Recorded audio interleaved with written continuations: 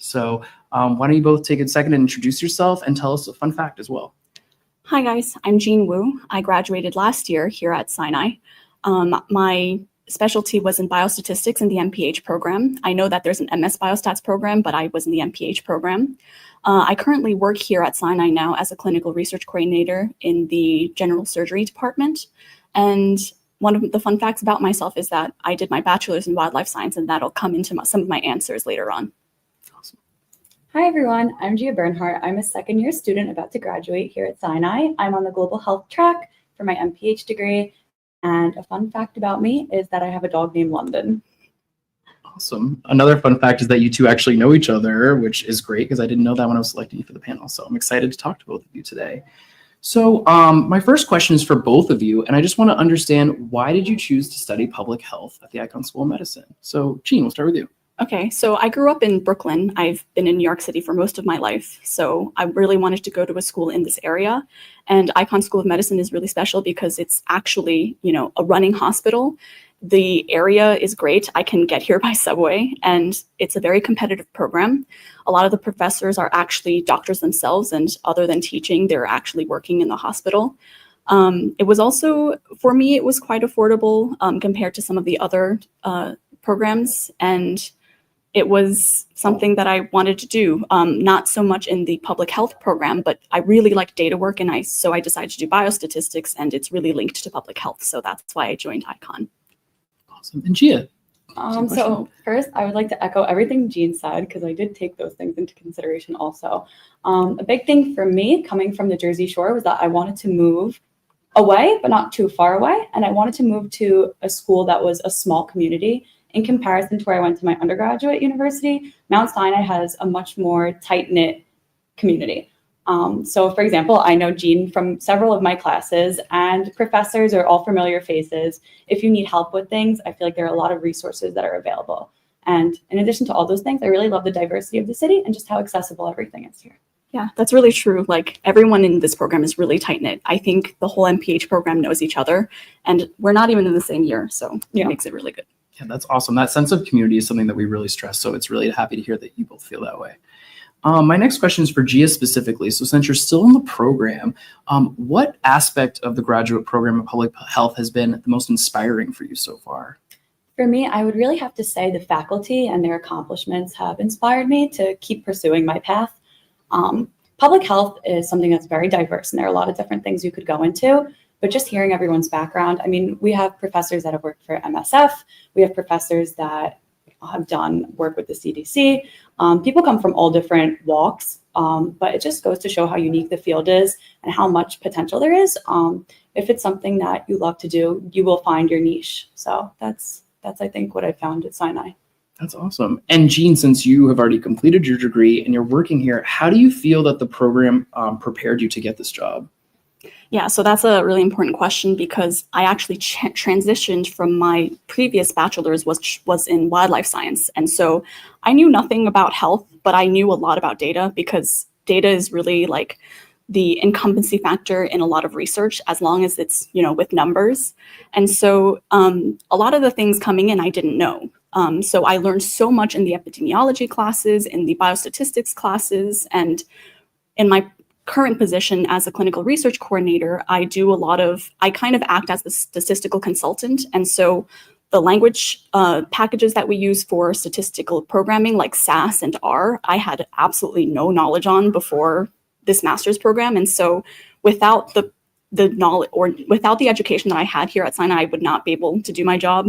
And I'm really thankful for this program for giving me this, this experience. So it's really helpful. So there were direct things that you learned in the classroom that you're utilizing in this role. Right, exactly. And I think that's something that everyone needs. So it's really important. Absolutely, because that's the whole purpose of this, right? Getting your master's is to prepare you for whatever it is you want to do in the workforce. So that's wonderful to hear that you can really apply directly what you learned in the classroom to your job. It's really helpful. That's awesome. And how great for you to have a job here at Mount Sinai, so we get to keep you. That's awesome. So now I want to move into some of the elements of the program. So when you're in the graduate program in public health, you have to complete both an applied practice experience and a culminating experience. So I want to ask you both first to tell me about your applied practice experience. So Gia, can you go first and tell me about what you did for your applied practice experience and how that worked? Yeah, sure. So for my applied practice experience, I worked with the Women and Families Ascending Association, which is a nonprofit that's located in Wayne and Paterson, New Jersey. So a little bit about the organization. They offer resources to people that are low income and are in shelter crises. So whether it's connecting people to food banks or providing people with shelter housing, we work with social services, and there's a women's shelter. We also have connections with a men's shelter for those that need that service. So my particular role was in client intake and community engagement.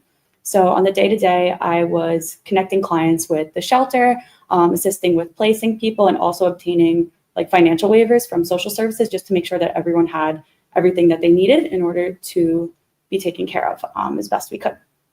Aside from that, I also reached out to FBI Newark, and I created a community engagement event between them and people that were members of the WAFA organization. So it was able to show people how to battle against discrimination, or what to happen, how to respond to like mass hate crimes, which unfortunately a lot of these people are victims of domestic violence and other like marginalization. So just kind of to show people their rights. We did a similar event also with North New Jersey Legal Services. So we have a partnership with them. And yeah, my role was just to make sure that, I guess I was a liaison between client facing and also like all the external resources that are available to them. Wow, that sounds like you really got to make a difference in that community. I really enjoyed it. Yeah, you got to know a lot of walks of life, a lot of people. Yeah, that's incredible. And Jean, could you tell me about yours? Yeah, so just applied practice experience, or Oh, yes, that first. Okay, so for mine, so that actually goes into my previous job. While I was doing my school here, I was working full-time as it was a very flexible full-time. Classes start at 4, but it was with the Port Authority of New York and New Jersey, which houses 5 of the airports near the New York City area, metropolis. And so one of the biggest things that we did was look at airstrikes, which is when an airplane hits a bird. And so this goes into my APE because there's actually a scale between how dangerous a bird is. So if it's a small bird, then, you know, they're not quite dangerous. And if it's a large bird, then it causes a lot of damage. And in fact, bird strikes cause billions of dollars in loss for these airports. So my job was to collect this data, and basically they had a scale between the dangers of the bird.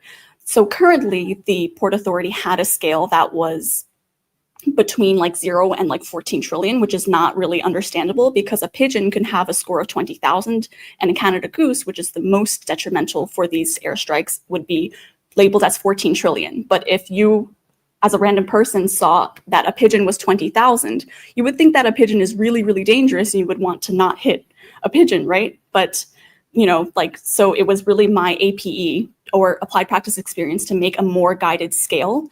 So how do you make it easier to read? And so I used a lot of my biostatistics knowledge to figure out a way to make the scale between 0 and 1. So it became a percentage. We found out that you can translate the 20,000 of a pigeon into like a 2%, whereas a Canada goose, which had like a 14 trillion scale, would be translated to a 99%.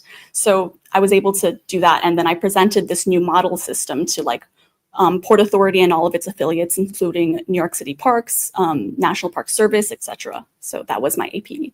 That's awesome. Yeah, you're creating a scale that's actually something you can understand. Exactly. Because even when the way you're saying that, yeah, several trillion versus 20,000, you're not really sure how to measure that. Yeah. And what if there's a bird that's even more than 14 trillion, right? Like, you don't know, like Canada goose, is there something, an ostrich or something? Yeah. Well, there's not many ostriches in New York City, so you don't have to worry about that, but they would be pretty detrimental, right? So where does the scale end? So I made it 0 to 1. That's amazing.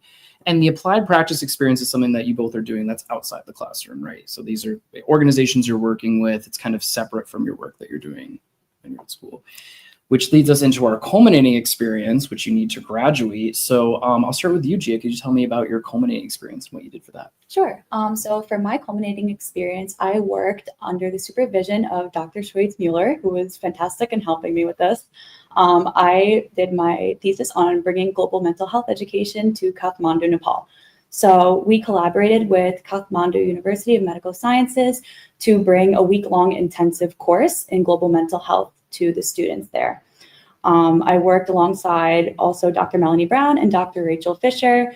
My personal tasks were primarily creating course discussions and course activities that were tailored to the students in Kathmandu, to try to take account of like cultural differences and really just ensure that the students were receiving things that were specific to their cultural context. And aside from that, I had conducted all of the background research on what the cultural context in Kathmandu is. Coming from the university in New York City, you don't want to go into something naively, because there is quite a difference in just how we perceive mental health and how they perceive mental health.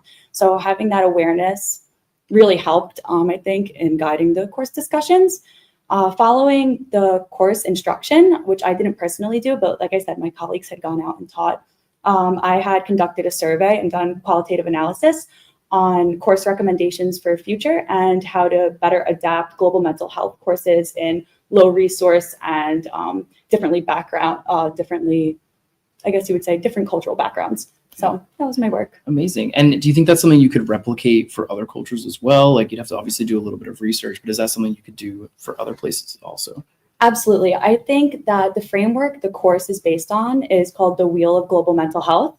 And those elements could be applied to any context. And it's kind of designed this way. Any host and collaborator, which essentially is like ICON and Kathmandu in this situation, could be swapped out for two different hosts and collaborators. And just with cultural adjustments, basically the framework stays true. So it's great, and it is adaptable to many different cultural contexts. Yeah, that's awesome. Thanks, Gia. Jean, tell me about your culminating experience. So it's very data-driven. I worked with Dr. Bofetta. He does a lot of research here at Sinai, and he's also stationed in Italy and also stationed here at Stony Brook University.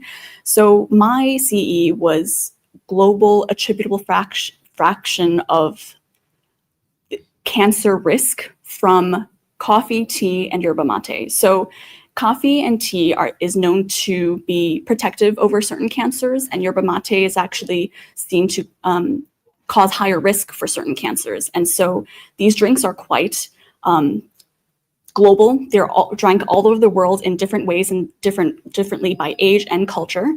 And so we wanted to see how much possible cancer was reduced by drinking 1 cup or 2 cups of tea and coffee per day. For yerba mate, it was by liter per day, because there's like a whole different thing with yerba mate. Like if you drink it, it's by a liter and you kind of share it amongst your peers. And this is mostly how it's drank in South America in like 4 specific countries. So my data was for 4 specific countries for yerba mate, and it was based on how much different cancers are increasing because people are drinking a liter per day of yerba mate. So we've got all of these statistical data from like global data sets. So there was data on the diets, which included their beverage intake per country. And then there was information on the risk, increased risk from previous literatures, and then the amount of people that actually got these certain cancers per country. And so we put it up in this giant Excel sheet, and it probably has like 1 trillion cells. And so when we hit all these numbers into the Excel sheet, we actually found how much possible cancer was reduced. I don't know the numbers anymore, but this was part of my culminating experience. And there was 3 different results from a culminating experience. There was the thesis, the capstone, and manuscript. And the manuscript, and I worked on the manuscript, and so that's what I did. I had to write a paper based on all the numbers that I did for this project. Excellent. And Gia, what was yours of the 3? It was mine was a capstone. A capstone project. Yeah. So for reference, when you do your culminating experience, you have those 3 options for how you actually complete that and present it. And that's just for reference, that is something that you have to present in order to get your degree, right? Yes. Yes. Yeah. And actually, Gia just did hers last week, so congratulations. Thank you, guys. Yeah. That's awesome. So now that we've talked about some of those elements of the program, I have a couple more specific questions for both of you. So, Gina, I want to get a little more information about how did the faculty and staff at the graduate school help you prepare for your current job and help you find that role? Okay, so definitely really important for me specifically because previous to getting into this master's, I had work experience, and it definitely made me grow up. So previously in like my bachelor's program, I saw professors and these peers as someone that was really far reaching and very far away from me. But once I had work experience and I got into this master's program, I was much more open to talking to professors and networking among my peers. And so I highly suggest doing that, because here at Sinai, you're working amongst doctors and residents and also, you know, fellow master's students, right? So you get a huge broad experience. And I think the education you can get, you know, the education is very top notch here, but you know, you can get education anywhere, but it's not anywhere that you would be working in a hospital every day in your classes, right? You're working with teachers and people with so much experience globally as well.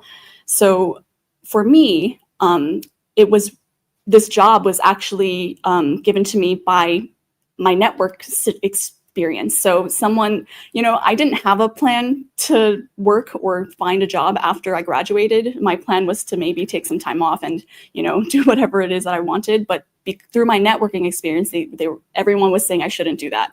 And they were giving me all of these job openings and saying that you should start applying. And so that's something that you should make out of your program here, because it's really helpful to get to know everyone around you. Yeah, so that helps me a lot, is the people. Yeah, would you say your experience is really what you make it? It's not really something that's just going to fall into your lap. It's really... Yeah, you have to work really hard. It's not, you know, an easy cakewalk. I'm sure like we all struggled through the classes. Yeah. It's something you have to really study for, especially for the first year. You know, there's all these classes that you're required to take that really puts your knowledge to the test. You definitely have to work hard. And you do make it your own experience here. Definitely talk to people. If you need help, get help.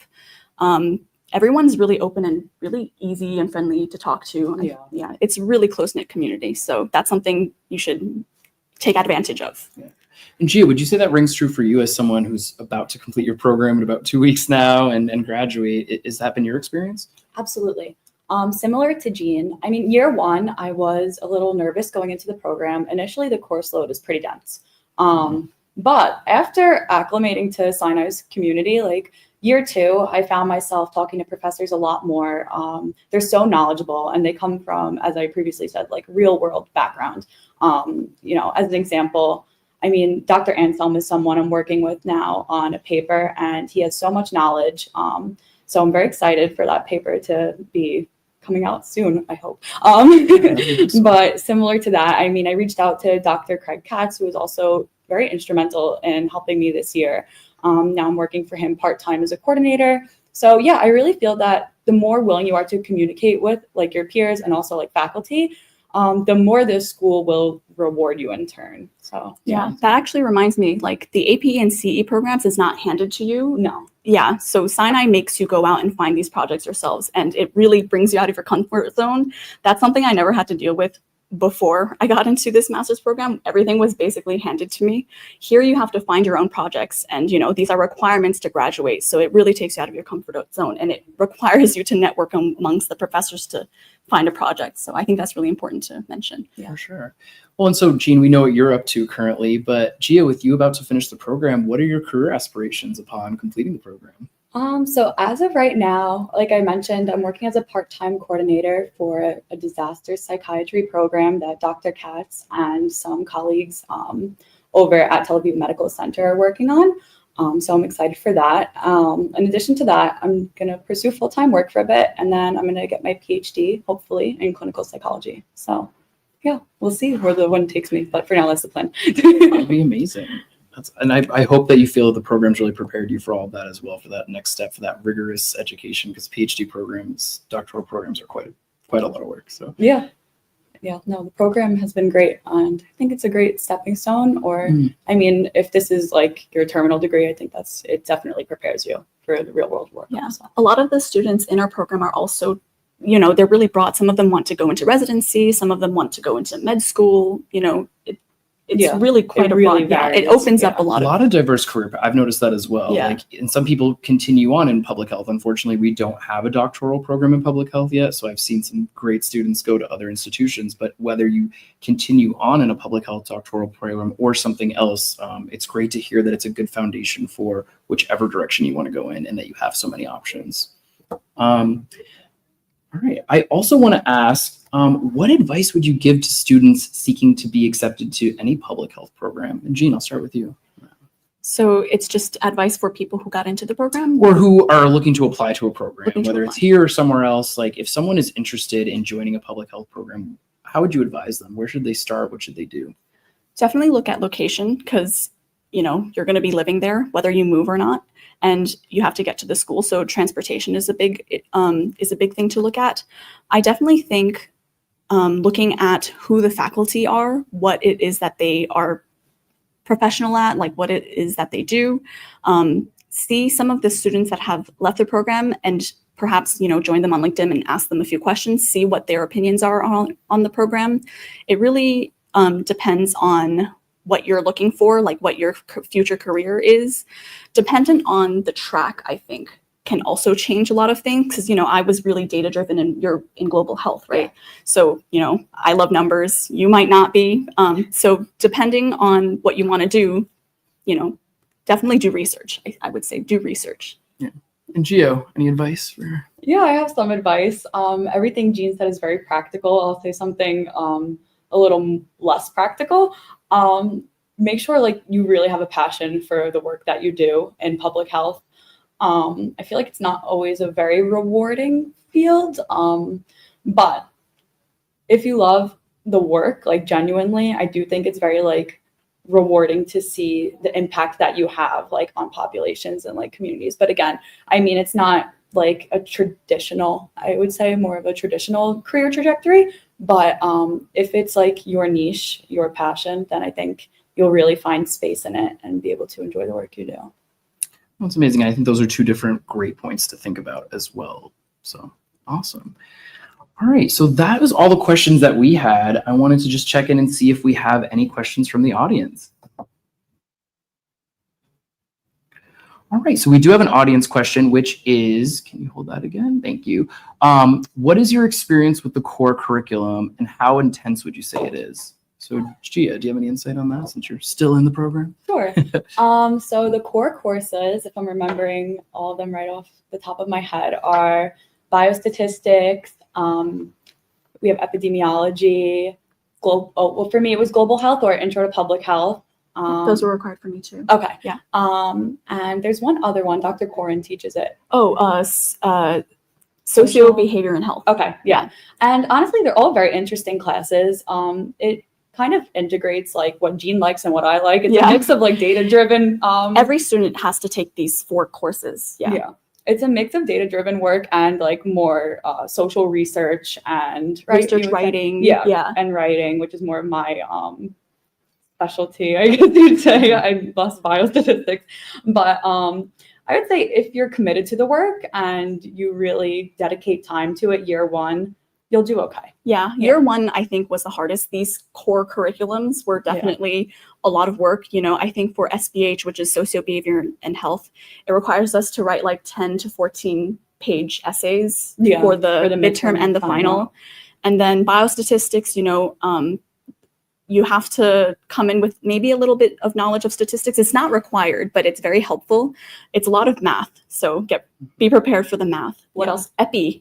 There's memorization for like the epi stuff. Basic formulas, but also like a lot of practical integration, I'd say, with like real world situations. Yeah. So this epidemiology is like what the study of disease and population. Yeah. It's like putting together global health and the data science is quite interesting. Yeah. A lot of study design, like cohorts, cross-sectional study. Yeah. And just everything that you would need basically to write a paper. So it is setting you up for success. Yeah. But you just got to work through it. I mean, but the faculty is great. Like, especially Epi, like Dr. Factor is lovely.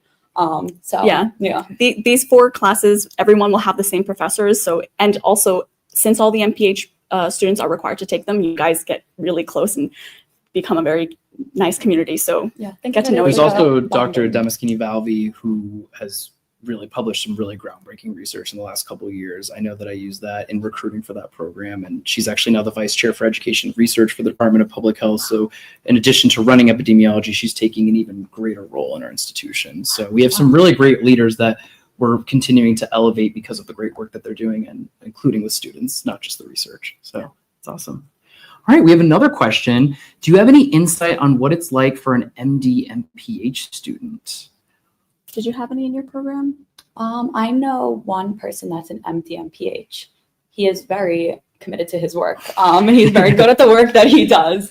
Yeah, I mean, I think if MD MPH is something you're looking to pursue, obviously, if you could do it all at once, in my opinion, why not? I never wanted to be a practicing doctor in like a hospital setting, but I do like more of, as you could tell, like social sciences. So that's why I'm more gravitating towards psychology. Yeah. But if you want to do anything in MD, I say, yeah, go for it. Yeah, Why not? I had one or two in my program too, and they're not expected to finish the MPH in 2 years. I think you could spread it out a little bit more. I mean, we take the same classes, and I think you still have to choose your track.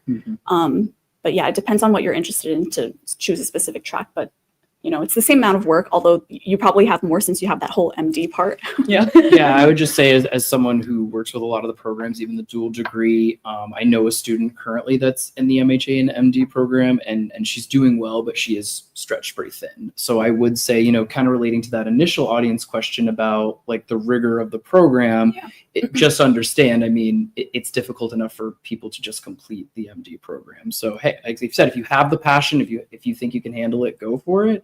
But it's not typically what people do. I would say that's not the average path, but it doesn't mean you can't do it. At Mount Sinai, we find a way, so it's certainly a possibility. Yeah, I don't think you'd be able to work at the same time either. Yeah, that would be a full-time too much. commitment. Yeah. We have another question. Were there any particular events or services that helped you make meaningful connections aside from what we've already mentioned? Jean, any other events? I'm thinking. Maybe we could talk about Public Health Research Day, because that's something that we actually haven't discussed. Yeah. So Public Health Research Day just passed, and every MPH student is required to do it. Gia just did hers, I think, a couple of weeks ago.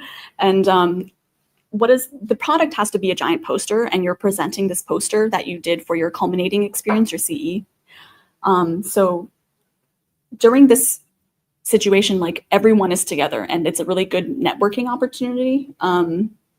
Does that I mean, it can, I mean, that's definitely an opportunity. There's a lot of, you know, gatherings and events where a lot of professors actually join, you know, during the graduate. So I'm in a 2-year program, and when the first years finished their program and graduated, I actually went to that graduation and, you know, popped a champagne with a couple of the professors, right? You know, there's a lot of these events where you get to meet professionals, maybe not professors, but some classes are also, they have guest speakers. Yeah, we have a lot of guest lecturers from different professions. Yeah, so that's one thing. We network a lot through these guest lecturers who are really like famous in the medical science world, like big dogs. And, you know, they open up their email to you, and they open up their hearts and answer all your questions. So there's that was going to be my follow-up. Do you get time with them after the fact to kind of socialize and get to know them a little bit? Is that? Yeah, I mean, if you ever have any questions, they're always very willing to talk to you. They usually give their email at the end of the guest lecture that they do. So there's always room to ask. And yeah, as I mentioned, like Dr. Anselm, who I'm working on the paper with, I met him when he was a guest lecturer in one of my classes. And now I'm working on a paper. So there you go. That's amazing. Yeah. To be published. That's really exciting. I would also say if you're a student here, read your emails, because as a marketing manager, I do send emails to the entire grad school community about important events, often which include networking opportunities.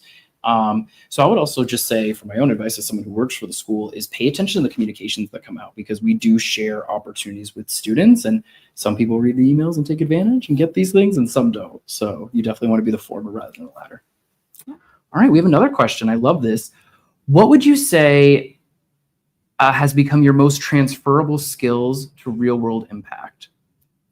So I guess what have you learned in the program that's been most beneficial to you in your career now? Do you want me to?